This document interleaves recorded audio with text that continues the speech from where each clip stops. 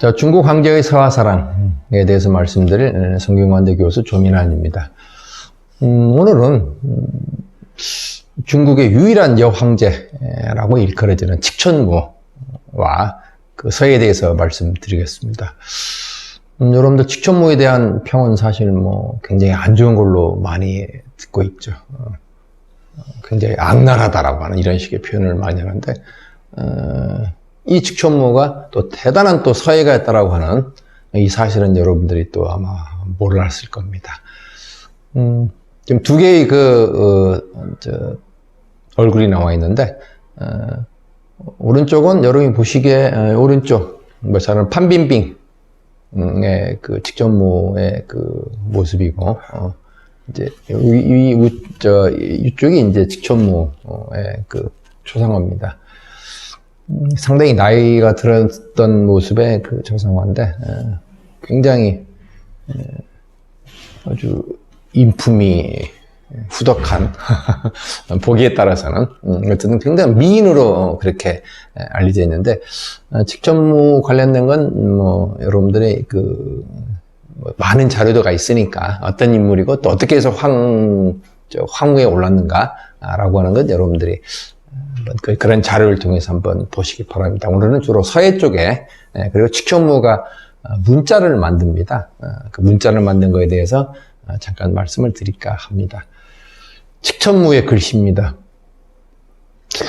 여성의 글씨라고 하기에는 정말 힘이 있고 분놀림이 예사가 아닙니다. 당나라는 이세민이 그 서예를 강조했고, 또 신언서판 이라고 해서 이제 글씨 잘 쓰는 그 서예의 어떤 능숙한 인물이 또 관료로 선발됐던 그런 점에서 아마 앞선 시간에 제가 말씀드릴 것 같은데, 황제는 물론이고 황후도 아주 그 글씨를 잘 썼고, 또 도둑놈도 글씨를 잘 쓰다라고 하는 그런 기록이 있을 정도로 정말 서예가 융성했던 그런 어떤 시대였습니다. 이 작품은 이제 승선태자비라고 하는 그러한 그 작품입니다. 정말 그 분놀림이 아주 유려한 표표라고는 요 글자가, 두 글자가 아마 요 전체 어떤 작품의 어떤 성격을 좀 잘 말해주고 있지 않나라고 그렇게 생각을 합니다. 이런 그 칙천무에 대해서는 이제 여러 가지 그 평가가 있는데, 칙천무 서에 대해서는 그 행선은 매우 빠르게 대장부에 아주 강성한 그런 기계를 가지고 있다라고 이렇게 평가를 합니다.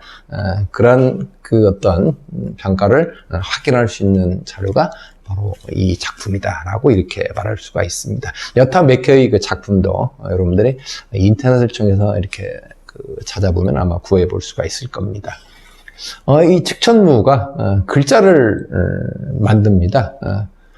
칙천무의 이름은 그 그 호반무자의 이름이 비출조자입니다. 무조인데, 이 칙천무가 자신이 이렇게 글자를 이렇게 만들었습니다.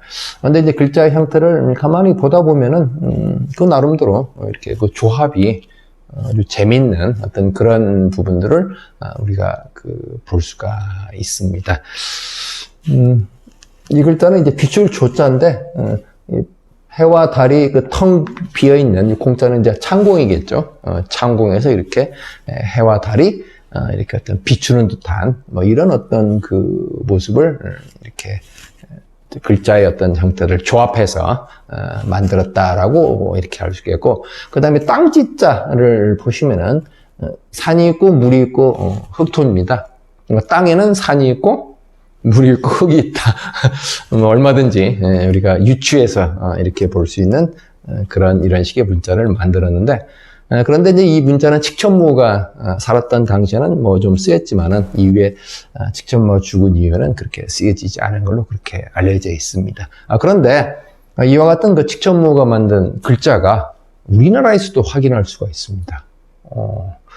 여러분들이 그 경주를 가시면은 이렇게 이제 불국사를 구경하고 이제 그리고 그냥 와버리는 그런 경우가 있는데, 불국사 옆에 이렇게 새로 마련한, 제 기호는 이제 성보박물관으로 아마 기억이 되는데, 거기 가면은 이제 그 많은 그 유물들이 있습니다.